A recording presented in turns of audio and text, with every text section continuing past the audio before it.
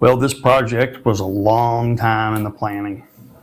We had started construction in 2024, about June. We actually started planning this back in 2020.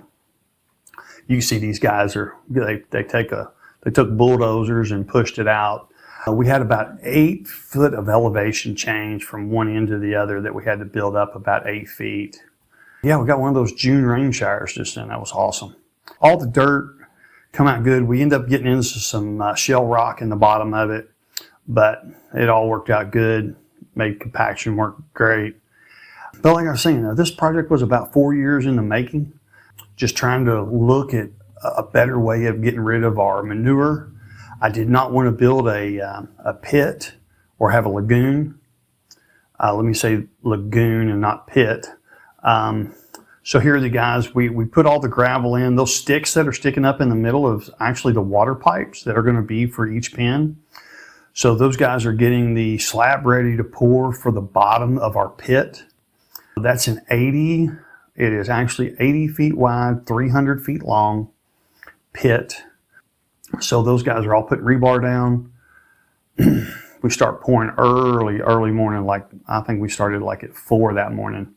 It was 450 yards of concrete and used a vibro excreter, laser excreter there at the end, run all the way through there. And yes, it rained. A little pop-up shower like the last 10 yards of concrete. It was crazy.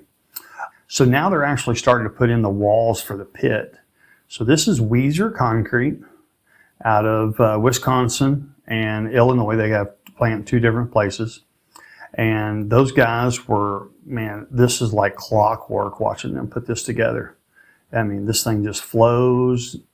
I mean, it's just like there is no, the best way to say it is, I mean, every step they took was accounted for. It was awesome to watch these guys work and just get it done. You notice on the outside of that, there's some rebar sticking up. We actually used that. We put some of our foundation in there to hold up, to go around the outside of the building. They're still putting up the walls. These are the slats, the columns. All this is all precast. So it's getting set in there. All the beams, all the columns are all precast. And they were here about 10 days. It took them, the concrete crew was here about 7 days. These guys were here about 10 days. To do this. So, I mean, if you were forming all this concrete straight up, it would have took months to get that done, but they were done in 10 days. And to get all the slats, walls, everything done, everything sealed up. Those guys did an amazing job. I would recommend Weezer to anyone for a pit. So now they're backfilling everything around. It was dry. We actually had to end up watering a lot of that soil to get compaction up in it. So you've seen the water truck running around. We had to cut everything up, got all the extra concrete, the concrete walls were done. Guys come in, started erecting the steel. Now, like typical, those slats you can't get out there on a big lift, so we're using scissor lifts out there on that. But these guys did a remarkable job. They had the red iron up in less than 7 days. Took them approximately about 3 to 4 weeks to put all the roof deck on.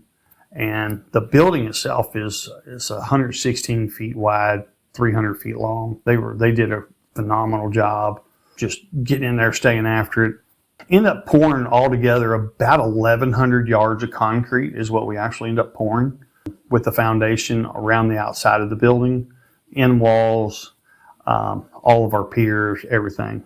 You watch these guys, I mean, and the sky, just to look at that sky is something. Didn't have a lot of rain while we were doing all the earthwork and everything, but when these guys started driving them heavy equipment around the edge of the foundation and stuff, man, it really got a little muddy and a little tacky, but it's all good. So they're starting to deck. We lost a little bit of video footage there. So these guys were placing the rubber mats down over top of the slats, and now we're putting cows in.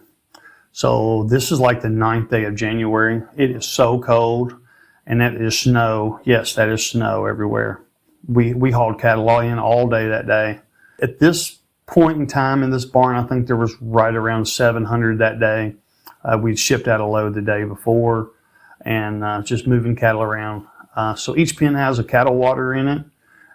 So these guys will stay in here for about 90 to 120 days. Each pen is 30 feet wide, about 80. I like to keep somewhere between 70 and 85 cattle per pen. This cattle seem to perform well there, even when they're around 1,000 pounds. That is the slat floor barn at Three Stone Farms, Newcastle, Kentucky.